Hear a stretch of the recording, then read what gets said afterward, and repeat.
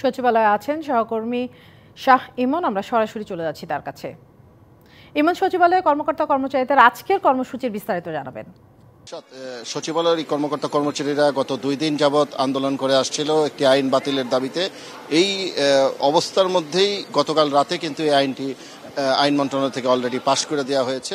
তো এর প্রেক্ষিতে আজকে সকাল থেকে তাদের আন্দোলন আরও তীব্রতর হয়েছে এবং সকাল থেকে তারা সচিবালয়ের প্রধান ফটকের সামনে অবস্থান নিয়েছিল এবং অবস্থান নিয়ে তারা বিভিন্ন ভবনে, সচিবের দপ্তরের সামনে দিয়ে এবং বিভিন্ন ভবনে ভবনে মিছিল এবং বিক্ষোভ করে তারা এক পর্যায়ে জনপ্রশাসন মন্ত্রণালয়ের যে সচিব রয়েছে সেই ভবনটির নিচে অবস্থান নেয় এবং তারা প্রায় 5 শতাধিক কর্মকর্তা কর্মচারী তারা সকাল থেকে অবস্থান নিয়ে কিছুক্ষণ আগ পর্যন্ত ছিল।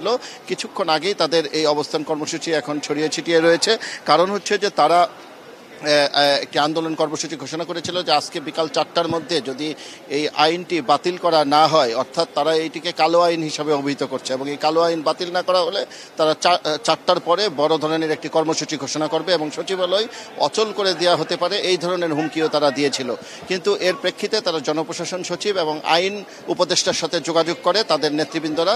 কিছুক্ষণ আগে তারা আমাদের জানিয়েছেন যে তাদের আন্দোলন কর্মসূচি আপাতত তারা স্থগিত করেছে। মাঠের অলরাউন্ডার আমি আর ঘরের all rounder Taillux. Taillux toilet cleaner, clean মানেই টাইলক্স। 2টার পরে আইন উপদেষ্টা তাদের সাথে সাক্ষাৎ এবং আলোচনা করার এই বিষয়টি নিয়ে আলোচনা করার একটি সম্মতি প্রদান করেছে, যার প্রেক্ষিতে তারা জনপ্রশাসন সচিবের এই ভবনটি ছেড়ে তারা এখন বিচ্ছিন্নভাবে রয়েছে। 2টার পরে তারা আইন উপদেষ্টার সাথে বসবে এবং সেখানে তারা তাদের দাবিগুলি উপস্থাপন করবে।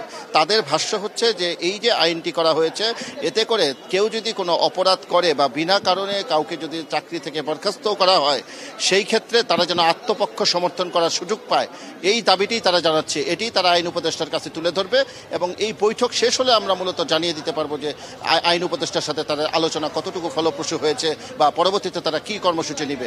পরবর্তীতে আমি জানিয়ে দিতে পারবো। ইশরাত। নিশ্চয়ই, ধন্যবাদ শাহ ইমন।